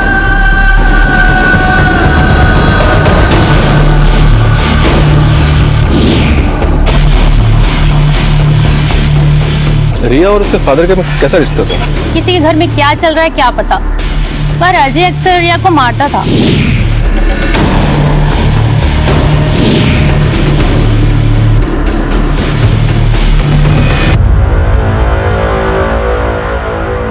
लो बेटा, प्रसाद खा लो।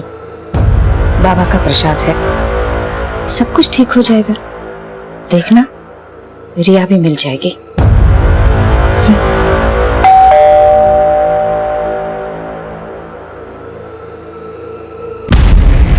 सर, रिया अपनी माँ की मौत के बाद बहुत डिस्टर्ब थी।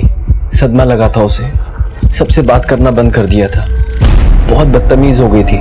मैं तो बस उसे डिसिप्लिन सिखाना चाहता था, वरना कौन माँ बाप अपने बच्चे को मारना चाहते हैं। ये देखिए, इसे देख के तो ऐसा नहीं लगता। आपकी बच्ची आपसे नफरत करने लगी थी, और जाहिर है नफरत की कोई तो वजह हो।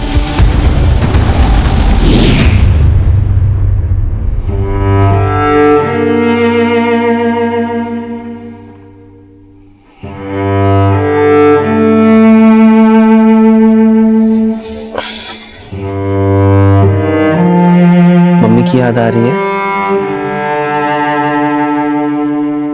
बेटा, आपको प्रेरणा आंटी कैसी लगती है? अच्छी लगती है आपको? बेटा, अगर प्रेरणा आंटी आपको पसंद है तो उनको आपकी मम्मी बना दे। प्रेरणा आंटी को भी आप बहुत पसंद हैं, बहुत प्यार करती हैं आपसे, इसीलिए मैंने डिसाइड किया है कि उनको आपकी मम्मी बना देते हैं। सर, रिया को मनाने में मुझे जितना भी वक्त लगता मैं लगाता, लेकिन मुझे प्रेरणा से शादी करनी ही थी। रिया मानने के लिए तैयार नहीं थी। ऐसी क्या मजबूरी थी कि तुम्हें अपनी बेटी से ज्यादा अपनी शादी की पड़ी थी? मेरा मजबूरी नहीं, जरूरत थी। प्रेरणा और ये एक दूसरे को बचपन से जानते हैं, एक साथ बड़े हुए। प्रेरणा को तो मैंने कैसे भी मना लिया था शादी करने के लिए। सोचा कि रिया बिन माँ की बच्ची है, उसे माँ मिल जाएगी। मगर ये बच्ची को इतनी समझ कहाँ है? सर, मुझे लगता था कि मेरी गलती की वजह से मैंने रिया को खो दिया। मैंने सपने में भी नहीं सोचा था कि मेरी बेटी मुझसे इतनी नफरत करती है कि मुझे छोड़ के चली जाए।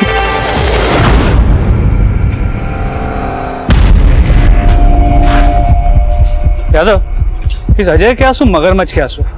बीवी को मरे सिर्फ 6 महीने हुए हैं और ये फिर से शादी करने चला है। लगता है कि ये प्यार बड़ा पुराना है और रिया शायद रास्ते में आ रही थी, इसीलिए रिया को रास्ते से हटा दिया। सर ये भी तो हो सकता है कि प्रेरणा ने कंडीशन रखा हो अजय के सामने कि जब तक रिया उनके बीच में है वो शादी नहीं कर सकती, इसलिए अजय ने रिया को गायब किया। या सर फिर ये भी हो सकता है कि प्रेरणा ने खुद रिया को गायब किया। पॉसिबल तो है। अजय और प्रेरणा दोनों के कॉल रिकॉर्ड्स निकालो। देखो जब रिया गायब हुई थी ये दोनों गायब थे। देखते हैं इनमें से किसी एक ने रिया को गायब किया है या फिर दोनों ने मिलकर।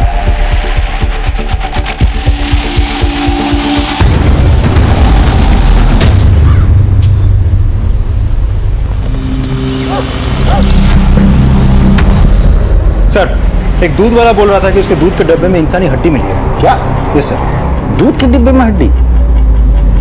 राजदीप, पहले हमें हड्डी मिली थी सरा में, फिर नाना मोह में,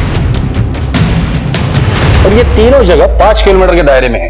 ये जो कोई भी है वो आसपास वाला है, वरना इतनी जल्दी हड्डियां फेंक कर गायब होना इतना आसान नहीं है। एक काम करो, कांस्टेबल को सिविल ड्रेस में ये तीनों जगह पर तैनात कर दो। सर गांव वालों का मानना है कि गांव में कोई काला जादू कर रहा है। ऐसा वाकई हो भी सकता है कि एक के बाद एक इंसान की बलि वो चढ़ा रहा है और उसकी हड्डियां हमें मिल रही है। नहीं राजदीप, जितने भी हमने ब्लैक मैजिक के केसेस देखे हैं उसमें इंसान की बलि चढ़ाई जाती है, लेकिन उसकी डेड बॉडी हमें मिली है और यहाँ सिर्फ हड्डियां मिल रही हैं। फिर भी ये भी एंगल चेक करके देखते हैं कौन है जो जिंदा इंसानों की बलि चढ़ाकर खुद की मुक्ति का रास्ता तैयार कर रहा है। तो सारा गांव काला जादू टोने टोटके का गढ़ है और काला जादू करने वाला सबसे बड़ा आदमी है राम नाम। देखिए साहब, आपको कोई गलत फहमी हुई है। हम तो लोगों की मदद करते हैं, ये सब हड्डियों से हमारा कोई लेना देना नहीं। गाड़ी में बिठा इसको। साहब मैंने तो लॉकअप में चला साहब, वहां ही खोलेगा। साहब राजदीप, अगर ये तांत्रिक सच बोल रहा है तो ये सब कर कौन रहा है? वो और लोगों को मारे इसके पहले उसे दबोचना होगा और पता करना होगा ये सब क्यों कर रहा है और किस लिए कर रहा है। सर, पुलिस का हर तीर निशाने से चूक रहा था। तमाम कोशिशों के बावजूद न मंजिल हाथ लग रही थी और न ही उम्मीद। कौन था, किसने मारा था और उसका मकसद क्या था?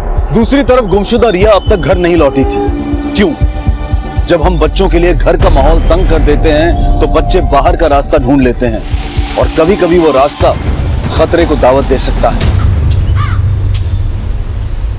पुलिस ने काला जादू का गढ़ माने जाने वाले सरहा गांव और आसपास के सभी गांवों को टटोलना शुरू किया।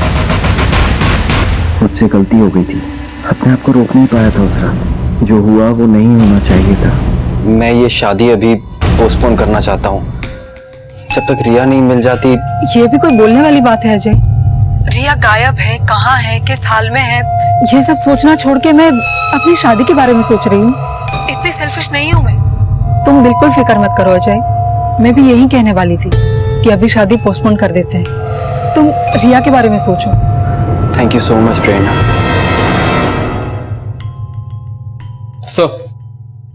सर रिया जिस दिन गायब हुई थी अजय का फोन लोकेशन उसके ऑफिस में ही था।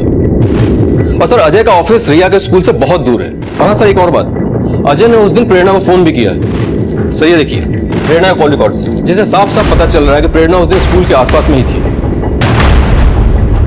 प्रेरणा? हाँ सर, उस दिन अजय ने मुझे फोन करके रिया के गायब होने के बारे में बताया था, क्योंकि मेरा ऑफिस रिया के स्कूल से सिर्फ 15-20 मिनट की दूरी पे है। वो चाहता था कि मैं वहां जाऊं, क्योंकि उसे वहां पहुंचने में टाइम लगता है। अजय का ऑफिस रिया के स्कूल से बहुत दूर है, टाउन में है, और मैं बहुत पहले रिया के स्कूल पहुंच गई। और जब वहां जाके मैंने सब लोगों से रिया के बारे में पूछा तो मुझे किसी ने कुछ नहीं बताया। और जब मुझे रिया कहीं नहीं मिली तो मैंने वहां आपका और अजय के आने का स्कूल पे ही इंतजार किया। क्या आप जानती है कि रिया नहीं चाहती थी कि आप और अजय शादी करें? हाँ, लेकिन मैं ये भी जानती हूँ कि रिया मुझे पसंद करने लगी थी और मुझे पूरा यकीन था कि वो आज नहीं तो कल मुझे जरूर एक्सेप्ट कर लेगी, वो समझ जाएगी। सर अगर आप ये सोच रहे हैं कि रिया के गायब होने में मेरी बहन प्रेरणा का हाथ है तो आपकी बहुत बड़ी गलतफहमी है सर। रिया बच्ची है, गुस्सा होने से ज़्यादा कुछ नहीं कर सकती है। सर मेरी बहन प्रेरणा की शादी तय हो चुकी है और ये तो पता है कि अगर रिया गायब हुई तो इसकी शादी पोस्टपोन हो सकती है। ये अपने पैर पर कुल्हाड़ी क्यों मारेगी? बल्कि खुद इसने अपनी शादी की डेट आगे बढ़ाई है। सर मुझे इस वक्त अपनी शादी की नहीं पर रिया की चिंता हो रही है। आप प्लीज उसे ढूंढ लीजिए सर, पता नहीं वो कहाँ होगी, किस हाल में होगी। सर आप प्लीज उसे कहीं से भी ढूंढ लाइए सर। यादव एक बात नोटिस की, प्रेरणा से ज्यादा परेशान उसका भाई राहुल है। मतलब इस राहुल के कॉल रिकॉर्ड से मोबाइल लोकेशन निकाल। देखो जब रिया गायब हुई थी तब ये कहाँ था। देखे तो सही कि एक डाइवोर्सी बहन की शादी पोस्टपोन होने का दुख कितना जायज है। चलो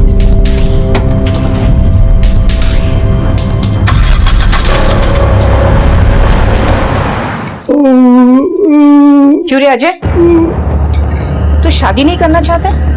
अरे शादी नहीं तो कम से कम सगाई करनी थी। देख प्रेरणा जैसी लड़की तुम्हें वापस नहीं मिलेगी, उसे ऐसे ही जाने मत दे, उसे रोक लो। दिमाग खराब है आपका? रिया गायब है और आपको मेरी शादी की पड़ी है। जब तक रिया नहीं मिल जाती मैं कुछ नहीं करूंगा। तूने कुछ गलत किया है ना रिया के साथ, ताकि इसकी शादी हो जाए प्रेरणा के साथ। रिया होती तो ऐसा नहीं होने देती। पापा आप शांत हो जाइए, शांत हो जाइए।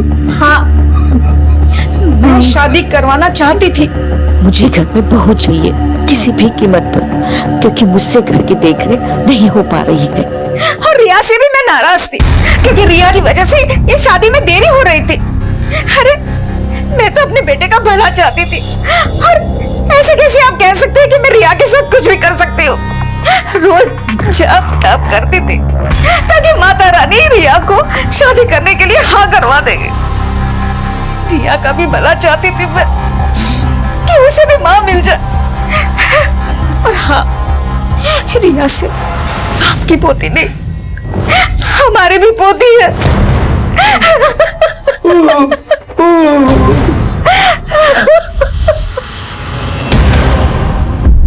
सर ये उन लोगों की लिस्ट है जो सरा गांव से गायब हुए हैं। और ये देखिए सर, ये पांचों लोग 6 महीने पहले 3 दिन के अंदर गायब हुए हैं।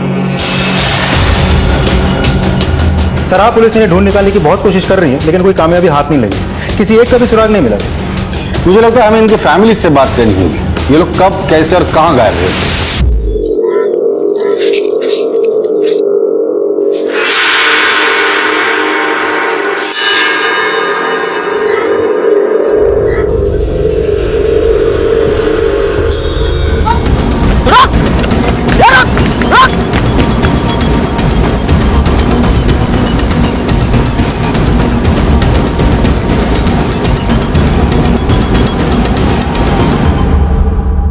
हमने कुछ ना करा साहब, हमें तो एक बोरा मिला था पिछले हफ्ते नदी के किनारे। खोल के देखा तो हड्डी। हम तो मजाक कर रहे थे साहब। गलती हो गई। तुम दोनों के मजाक की वजह से पूरे गांव में दहशत का माहौल था। और आप लोग अपने काम से कभी फुर्सत मिले तो बच्चों की परवरिश पे ध्यान दो, वरना ये लोग बड़े होकर एक दिन ऐसा मजाक करेंगे ना कि जिंदगी भर रोते रहोगे।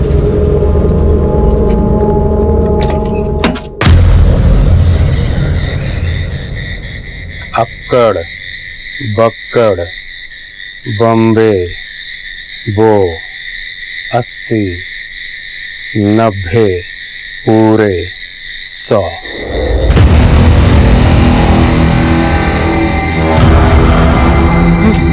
कोई कुछ बोलेगा नहीं, लेगा नहीं इधर।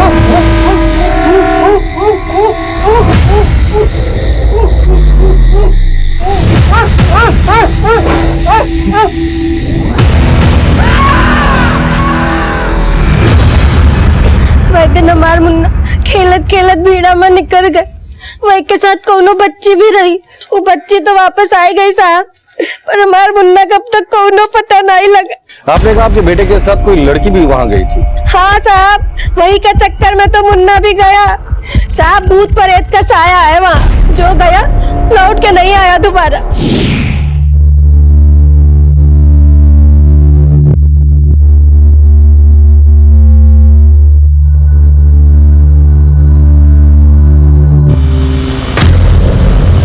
आपके बेटे के साथ जो बच्ची जंगल में गई थी वो कहाँ रहती है? कानपुर में। वही के पिताजी का नाम अजय तिवारी है। वैसे जंगल में है क्या? साहब जंगल में कुछ तो पक्का है। ऐसे चीखे चिल्लावे के आवाज आवत है मानो करेजा मुंह में आई जाए, पर अंदर जाए के देखे कि केहू की हिम्मत नहीं है।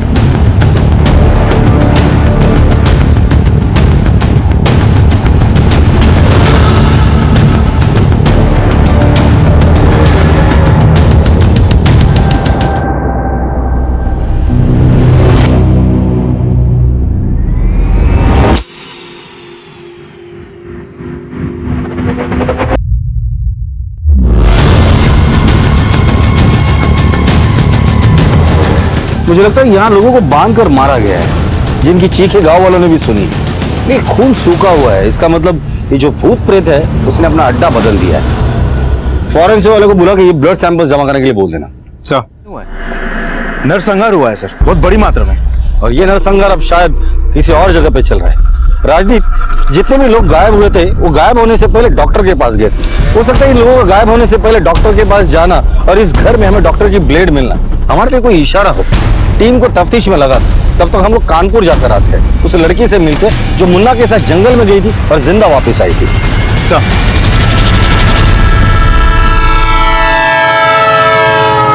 क्या वो लड़की गायब है? जी, लेकिन समझ में ये नहीं आ रहा कि वहाँ नानामाओ में गायब होने वाले लोगों की यहाँ इस लड़की से क्या कनेक्शन हो सकता है।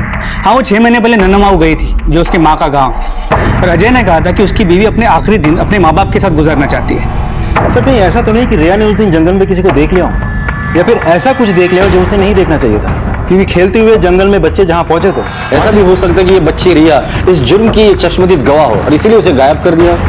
इस रिया के केस के इन्वेस्टिगेशन में एक बात सामने आई थी। सर एक मिनट, मैं आपको कुछ दिखाता हूँ। ये देखिए सर, रिया ने अपने इस पूरी बुक में जितने भी स्केलेटन के डायग्राम्स हैं उन सबको ऐसे ही ब्लैक किया हुआ है। हो सकता है उसने वहाँ ऐसा कुछ देखा हो जिसकी वजह से वो सदमे में चली गई। मुझे सर, हेड कांस्टेबल नदीम का फोन देखो सर। हाँ नदीम बोलो।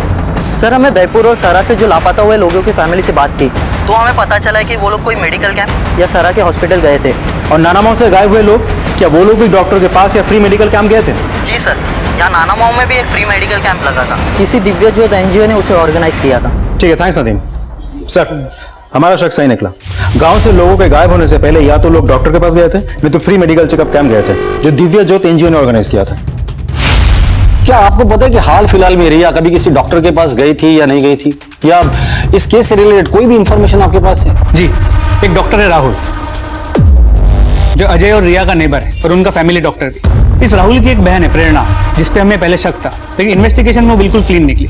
हो ना हो, इस केस में कोई मेडिकल कनेक्शन तो जरूर है। अगर दोनों में से कोई एक केस भी अगर सॉल्व हो जाता है तो उससे हमें दूसरे केस का सुराग मिल जाएगा।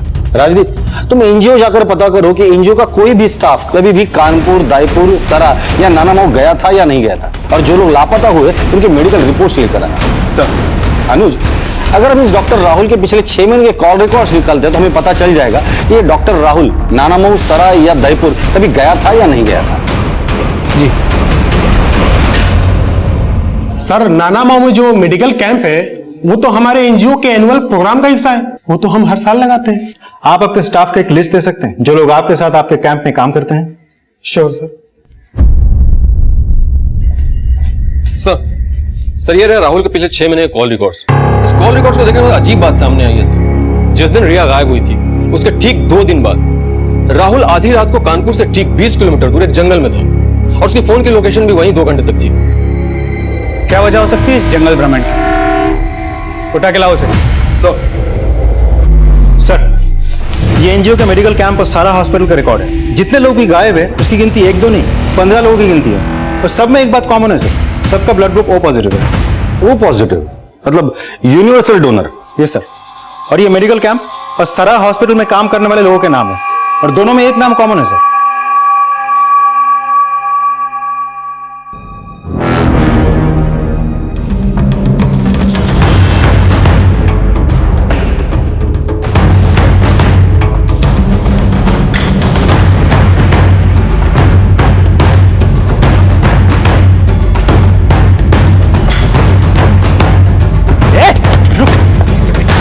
डॉक्टर कहाँ है? हाँ? तो पुलिस स्टेशन ले जाके मार मार के तेरा वो हाल करूंगा ना कि कोई भी डॉक्टर तेरा इलाज नहीं कर पाएगा। बताता हूं। तो डॉक्टर साहब, आधी रात को आप जंगल में से कौन से पेशेंट को देखने गए थे जो इतना बीमार था कि लौटने में सुबह हो गई? सर वो मैं शराब पीने जंगल में गया था। आधी रात को शहर से इतने दूर अकेले जंगल में शराब पीने के लिए? यूपी तो कोई ड्राई स्टेट है नहीं कि शराब पीने के लिए जंगल जाना पड़े। सर अकेला नहीं था, दोस्त था साथ में। दोस्त का नाम बताओ, नंबर दो। सर वो आउट ऑफ इंडिया चला गया और उसका नया नंबर नहीं है मेरे पास। नंबर नहीं? हाँ यादव,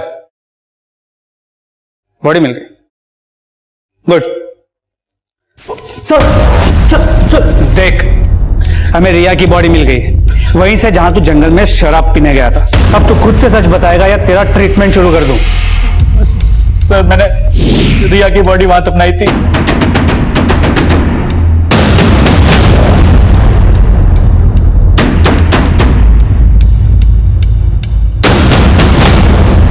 लेकिन मैंने उसका खून नहीं किया सर, मैं सच बोल रहा हूं सर, प्लीज सर। अगर खून तूने नहीं किया तो फिर किसने किया? बोल। चलो जल्दी बंद करो ये सब, समेटो जल्दी और निकलो यहाँ से, जल्दी करो। डॉक्टर अविनाश,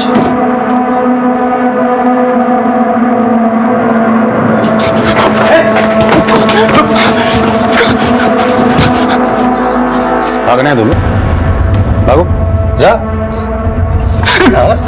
अब मैं तेरा ऑपरेशन शुरू करूं इसके पहले अपना मुंह खोल दे, बोल।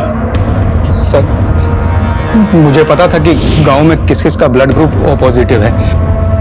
मैंने अपने एसोसिएट के साथ मिलकर उन लोगों को किडनैप किया और उनके बॉडी के पार्ट्स निकालकर बेच दिए थे। सर हम एक गांव से दूसरे गांव में मूव करते रहते थे ताकि कोई हमें पकड़ ना सके। और सर हमने इस सरा के जंगलों में काले कपड़े वाली गुड़िया और नींबू मिर्ची लगाए थे ताकि गांव वाले उसे देखकर डरें और जंगल में ना आए और हम आसानी से अपने उस घर में अपना सर्जरी कर सके। इसे जानते हो? इसका नाम रिया है। सच सच बता, किसने मारा इसे?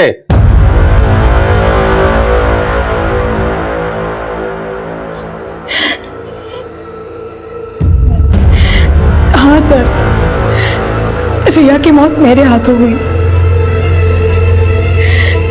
क्योंकि मैं अजय से बहुत प्यार करती हूँ, उससे शादी करना चाहती हूँ, घर बसाना चाहती हूँ, लेकिन रिया इसके अगेंस्ट थी। वो नहीं चाहती थी कि हमारी शादी हो। उस दिन अजय ने मुझे फोन करके स्कूल जाने के लिए कहा। जब मैं स्कूल जाने के लिए निकली तो रिया बेसुध होकर सड़क पे घूम रही थी। जंगल में दफना कर आ गया। सर मेरी बहन को दुखी नहीं देखना चाहता था, मैं उसे खोना नहीं चाहता था, इसलिए मैंने उसका साथ दिया। काश तुम और प्रेरणा ये बात समझ पाते कि किसी को मारकर या षड्यंत्र रचकर खुशी नहीं पाई जा सकती। अजय ने रिया के अंदर पनप रहे डर और तकलीफ को नहीं समझा और नतीजा रिया अजय से हमेशा के लिए दूर हो गई। उसे लगने लगा कि उसे समझने वाली उसकी मां अब इस दुनिया में नहीं है, तो अब उसकी बात को कोई नहीं समझ सकता। अगर आप भी अपने बच्चे की किसी ऐसी बात को नजरअंदाज कर रहे हैं जो सहज नहीं है, तो उनसे बात कीजिए, उनकी मदद कीजिए, वरना पछतावे के अलावा और कुछ हाथ नहीं लगेगा। इसी विचार के साथ अब मैं अनूप सोनी आपसे विदा लेता हूं। फिर मुलाकात होगी अगले एपिसोड में एक और चौंका देने वाले केस के साथ। तब तक अपना और अपने परिवार का ख्याल रखें और देखते रहें क्राइम पेट्रोल डायल 100। सबक एक को सीख हम सबको। जय हिंद। इस तरह के और भी एपिसोड देखने के लिए हमारे चैनल को सब्सक्राइब करें और बेल आइकन दबाना ना भूलें।